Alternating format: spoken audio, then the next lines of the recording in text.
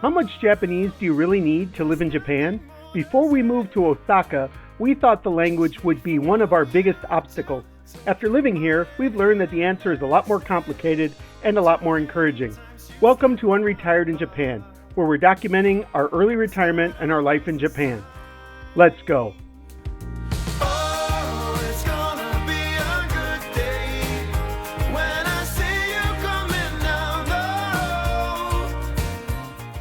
Before moving to Japan, one question kept coming up over and over again.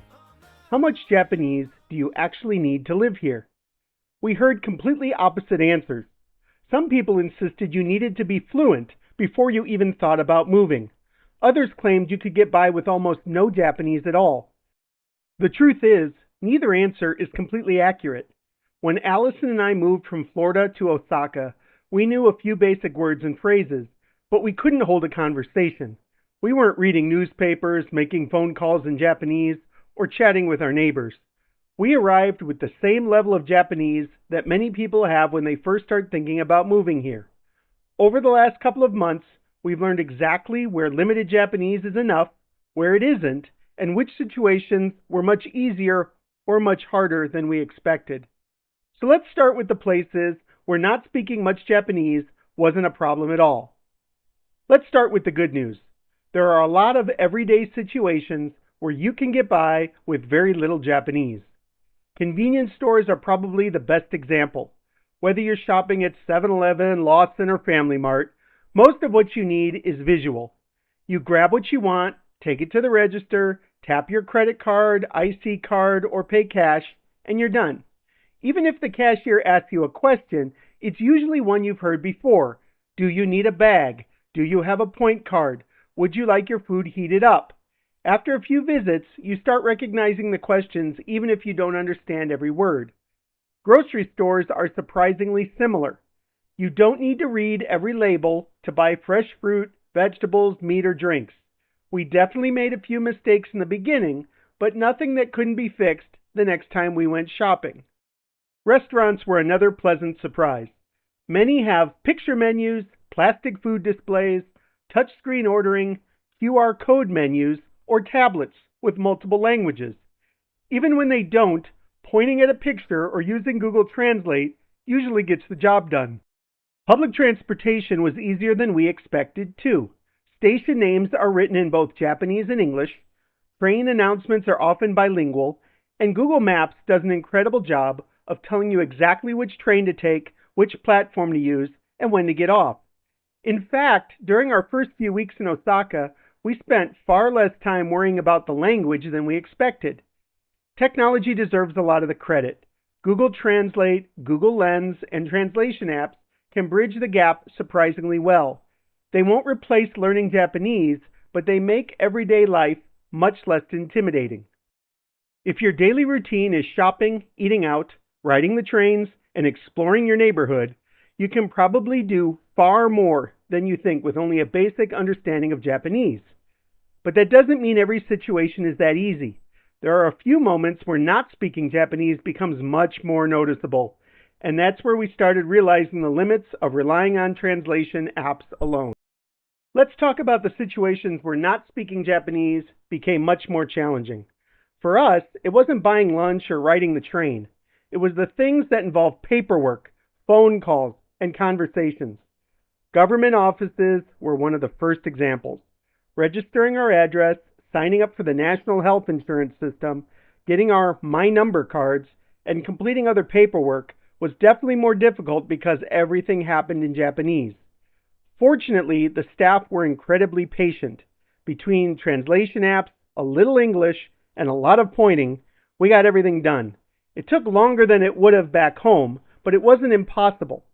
Medical appointments are another situation where knowing more Japanese would make life much easier. Explaining symptoms, understanding treatment options, or asking detailed questions is difficult through a translation app alone. We've been fortunate that the clinics we visited have been willing to work with us and speak a little English, but it's definitely one of those moments where the language barrier feels real. Phone calls are probably our biggest weakness. When someone calls, there's no Google Lens to translate a sign and no menu to point at. You have to understand what's being said in real time, and that's something we're still working on. We've also discovered that many businesses, utility companies, and delivery services still rely heavily on phone calls. That's an area where learning more Japanese will make a noticeable difference in our daily lives. The biggest lesson we've learned is that not speaking Japanese rarely stops you from doing something. You spend more time translating, asking for help, and double checking that you've understood everything correctly. That's why we'd encourage anyone thinking about moving here to keep learning Japanese. Not because you need to become fluent before you arrive, but because every new word makes life just a little easier. And that's the key.